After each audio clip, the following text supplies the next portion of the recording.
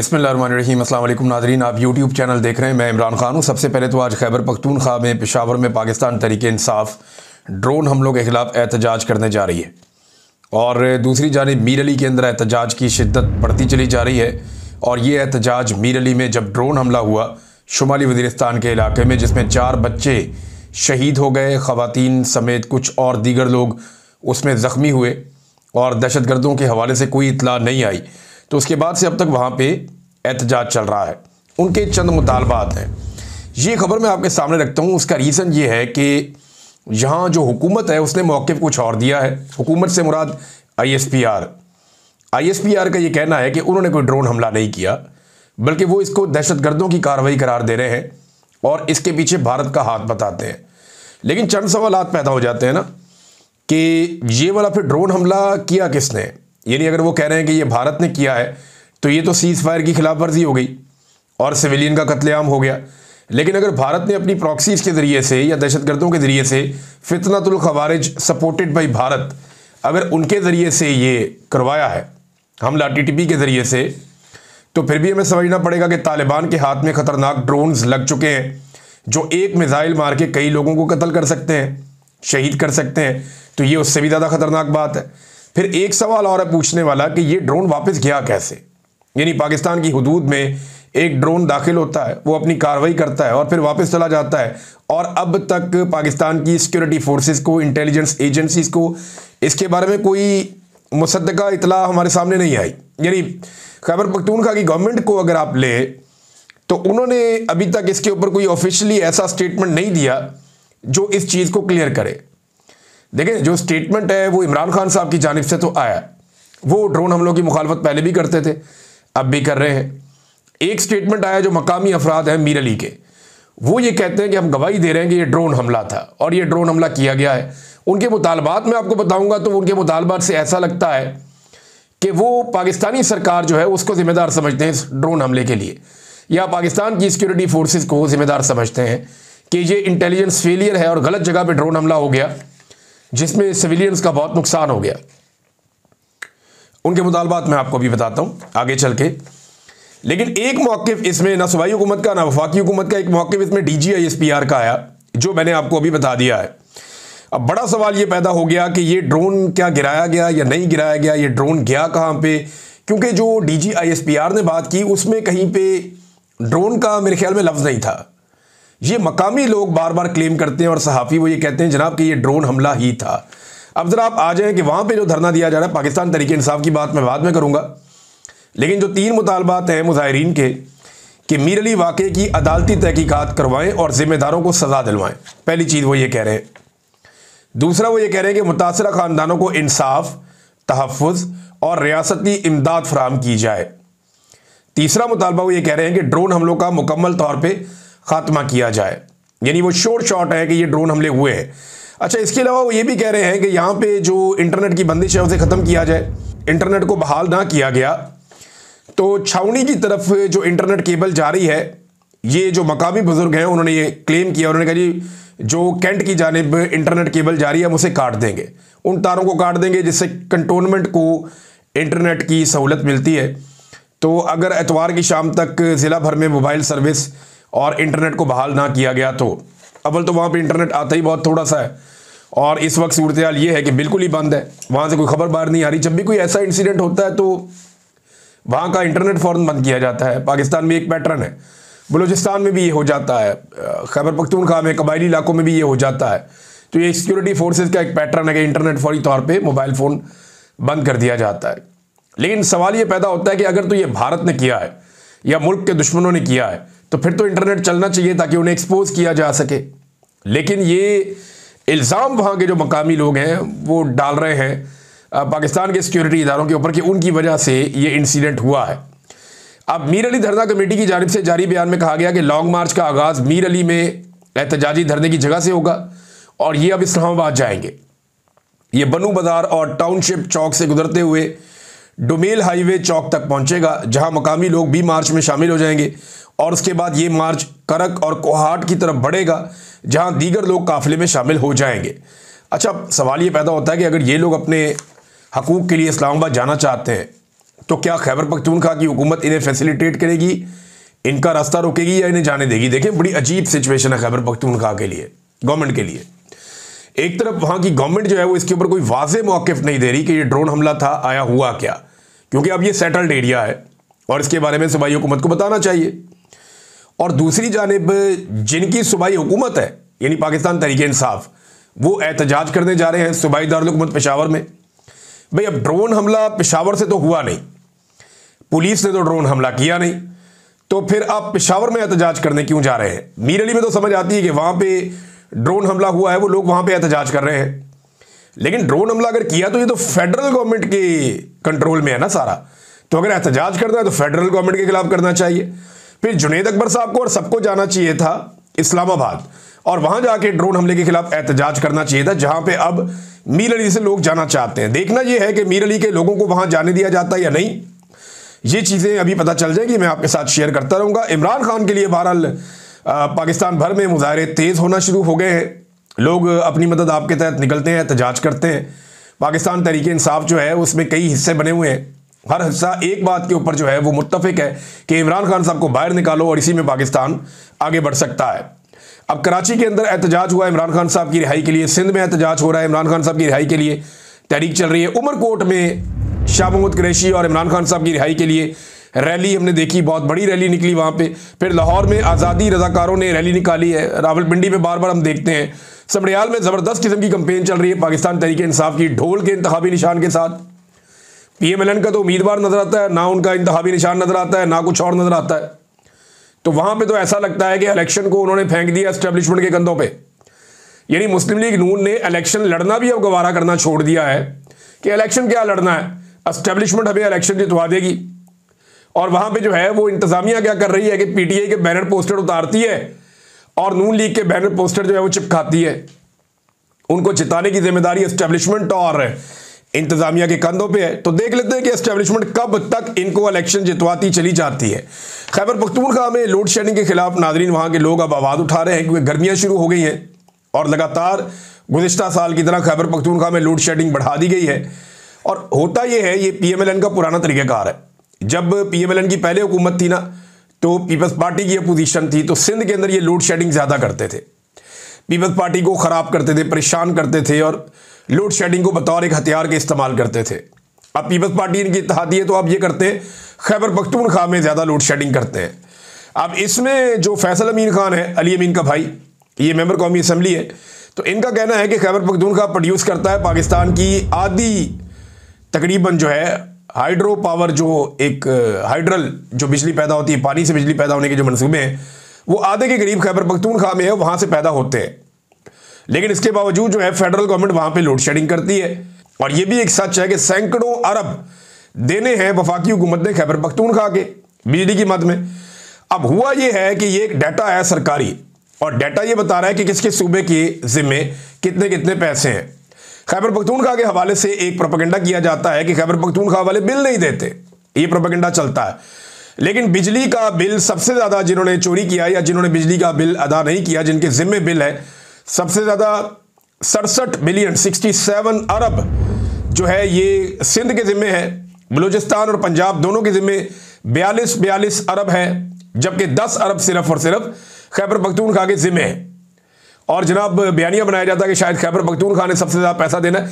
Load shedding भी सबसे ज़्यादा खैबर पख्तूनख्वा में कर रहे हैं और रिकवरी भी सबसे ज़्यादा खैबर पख्तूनख्वा से हुई है। उन्होंने यानी कम पैसा देना है वफाक का, बाकी सबने ज़्यादा देना है। हालांकि वफाक ने खैबर पख्तूनख्वा का ज़्यादा पैसा देना है वापस, जो वो नहीं दे रहे क्योंकि वहाँ पे वो बिजली बनाते हैं और वो अब डिमांड कर रहे हैं। तो नाज़रीन, जहाँ पे हर शोबा तबाह कर रहे हैं वहाँ पे ये शोबा भी है। ज़राअत की इन्होंने क्या हालत की, मैं कुछ चीज़ें आपके सामने रखना चाहता हूँ। इस वक्त जो अदाद शुमार आए हैं 2025 वाला जो फिस्कल ईयर है, इसमें जो ज़राअत का शोबा है पाकिस्तान में एग्रीकल्चर का, उसकी जो ग्रोथ है वो 0.56% है। ये ग्रोथ रेट है, बेड़ा ही गरक करके रख दिया ज़राअत का। ये 2021 में इमरान खान साहब के दौर में 3.5% तक ग्रोथ थी, कुछ बढ़ती है कभी कम होती है, ये होता रहता है। लेकिन लगातार जितनी मार इन्होंने किसान को मारी है, यानी पाकिस्तान का लगभग 40% जो लेबर तबका है या पाकिस्तान का लगभग 40% जो मेहनत कश है वो ज़राअत के शोबे से वाबस्ता है। वो किसान है, वो मेहनत जमीन के ऊपर करता है, वहां से इजनास उगाता है, उसको बेच के अपना और अपने बच्चों का और खानदान का पेट पालता है। अब ये जो पूरा एक तबका है पाकिस्तान के 40% मेहनत कश, इनको पीस के रख दिया है।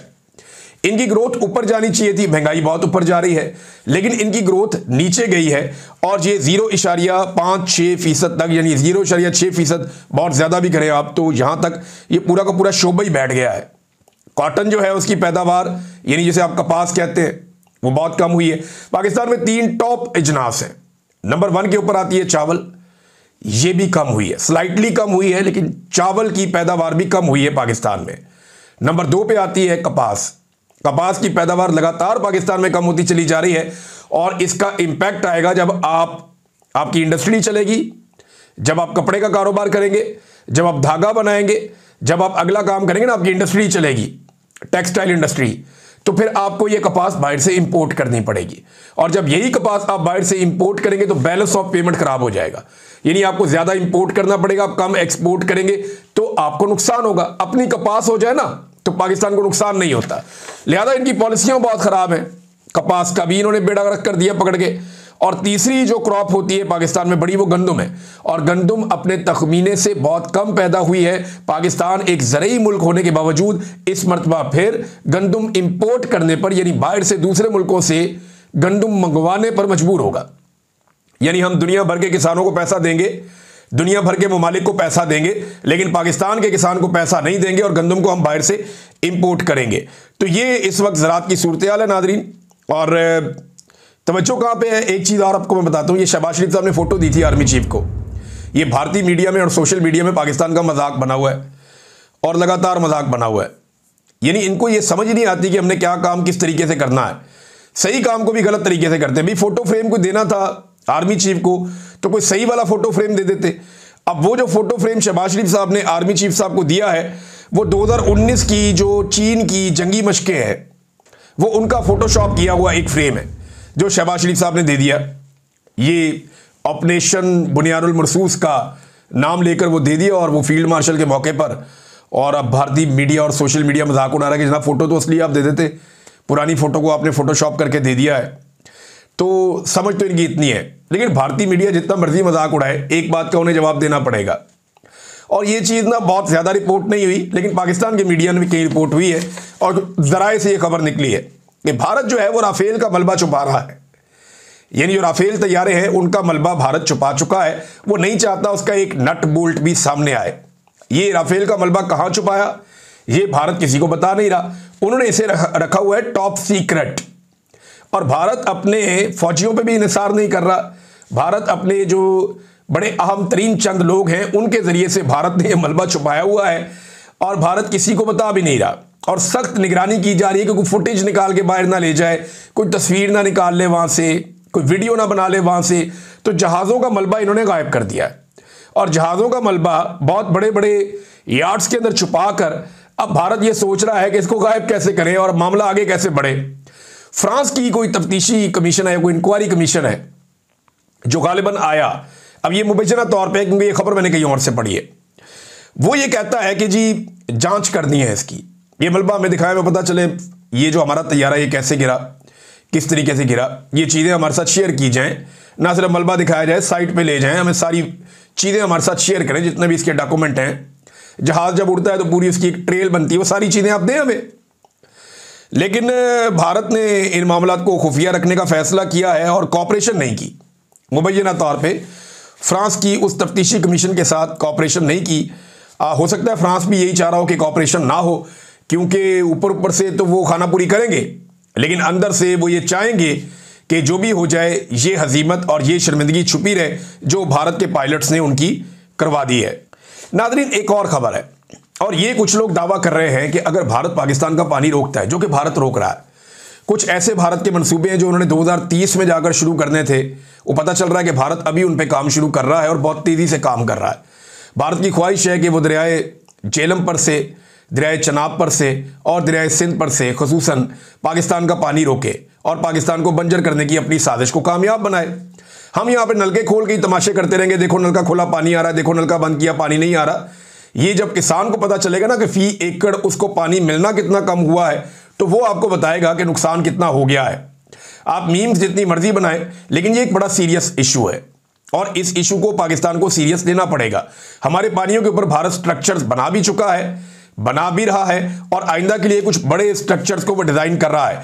अब कुछ लोगों ने यह दावा किया और पाकिस्तान के मीडिया में भी लोगों ने दावा किया, इंटरनेशनली भी कहा जाता है कि इसके बदले में, यानी जो भारत पाकिस्तान के साथ करने जा रहा है सिंध तास मुआहदे में, ये जो सिंध वाटर ट्रीटी है ना, ये इंडिया और पाकिस्तान के बीच में है। वर्ल्ड बैंक इसके अंदर जामिन है।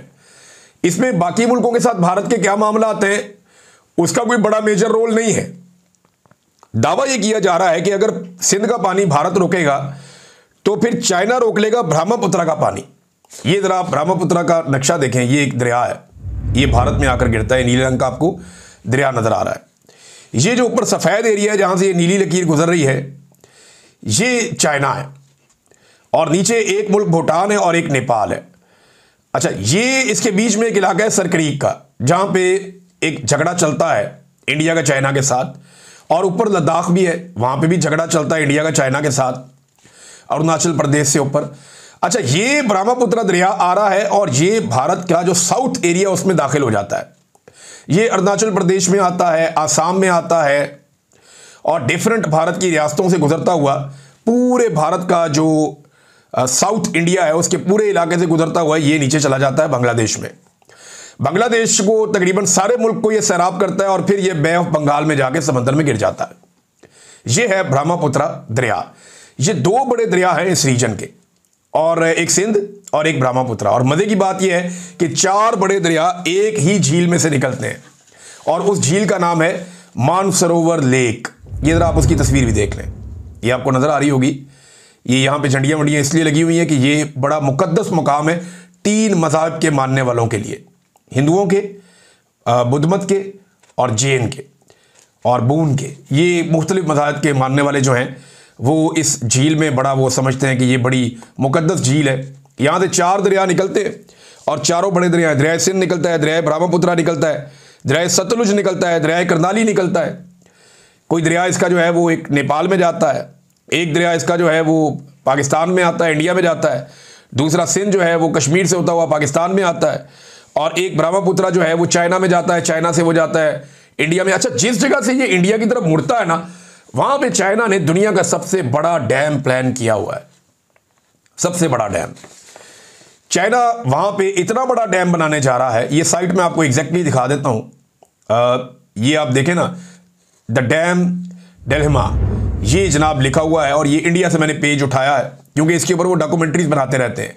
ये जिस जगह पे दरिया घूम रहा है ना, इसके नजदीक एक पॉइंट है जहां पे चाइना अब ये चाहता है कि वो डैम बनाए और बहुत बड़ा डैम बनाए, और इंडिया को इस डैम से बड़ी तकलीफ है।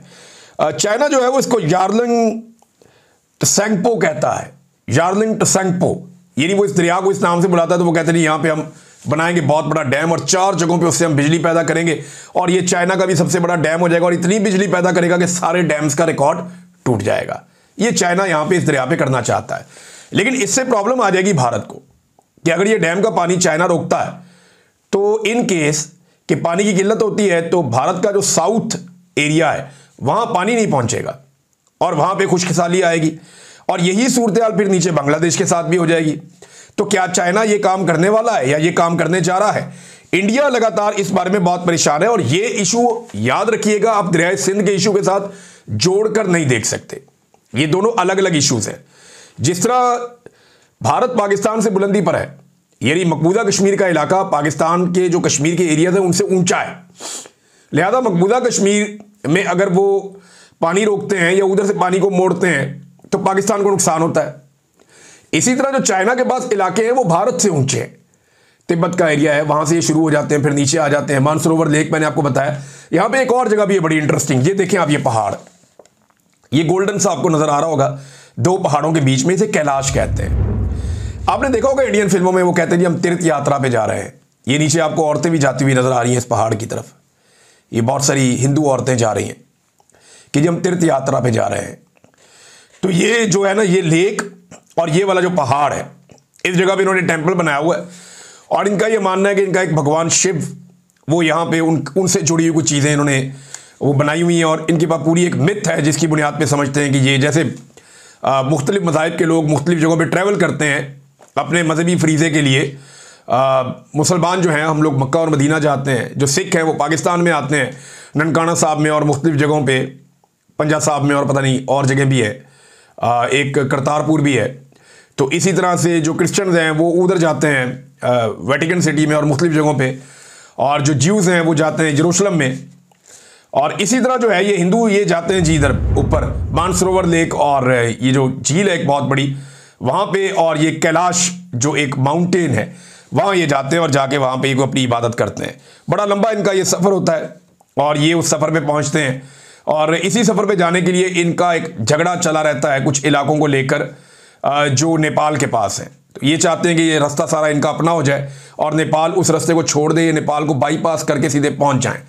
लेकिन नेपाल का वहाँ कंट्रोल है, काला पानी है, लीपू लेक है और लिम्पियाधुरा है। 3 इलाके मुझे अच्छी तरह याद है, मैंने इन पे काम किया था। इन 3 इलाकों पे नेपाल में और इंडिया में भी एक झगड़ा है। तो इंडिया का नेपाल के साथ भी और चाइना के साथ भी झगड़ा ये ऊपर तिब्बत के इलाकों की वजह से है, जहाँ से ब्रह्मपुत्रा जो रिवर है वो शुरू होता है। तो इसकी उनके लिए एक मजहबी हैसियत भी है, दूसरा उनकी मईशत ख़ास तौर पर उनकी जो ज़राअत है उसका एक बड़ा दारोमदार इसी दरिया के ऊपर है, और बांग्लादेश का तो पूरा ही इसके ऊपर है। तो क्या चाइना ये बहुत बड़ा डैम बना देगा? चाइना ने प्लान तो किया हुआ है, रन ऑफ द रिवर अगर वो बना देते हैं और पानी को नहीं रोकते तो फिर तो सबका फायदा होगा। लेकिन अगर वो पानी को स्टोर करते हैं और बहुत ज़्यादा पानी रोकते हैं और उसका रुख मोड़ने की कोशिश करते हैं, इसी मोड़ से उसको कहीं और मोड़ते हैं, तो फिर भारत को और बांग्लादेश का बड़ा नुकसान भी हो जाएगा। मैंने पिक्चर आपके सामने रखी है, इन चीज़ों पर हम बात करते रहेंगे फ्यूचर में भी। अब तक के लिए इतना ही, अपना ख्याल रखिएगा, अपने इस चैनल का भी। अल्लाह हाफ़िज़।